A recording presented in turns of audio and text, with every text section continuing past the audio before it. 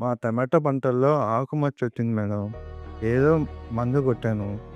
కానీ కంట్రోలే అవ్వట్లేదు. ఇప్పుడు ఏం చేయొచ్చో చెప్తారా మేడం? ప్రతి రైతు పలుకు ఒక కథ చెబుతుంది. రైతు చెప్పిన మాట సిరీస్ 1 కి స్వాగతం. రైతు అడిగే ప్రశ్నలకు వీడియో ద్వారా జవాబుతో ప్రతి సోమవారం మీ ముందుకు వస్తాం. ఆంధ్రప్రదేశ్ కు చెందిన ఈ రైతు టమాటా పంటలో ఆకుమచ్చ ఎక్కువగా ఉంది. వీళ్ళ పంటలోనే కాదు, మీ పంటలో కూడా ఈ సమస్య ఉండొచ్చు. టమాటా పంటలో ఆకుమచ్చ ప్రధానంగా ఆల్టర్నేరియా సొలాని లేదా సత్తోస్పోరా వంటి శిలీంధ్రాల వల్ల వస్తుంది. ఈ ఆకుముడత వల్ల మీ మొక్కలు బలహీన పడిపోతాయి మరియు పండ్ల నాణ్యత తగ్గిపోతుంది. కాబట్టి దీన్ని మనం ముందుగానే అరికట్టాలి.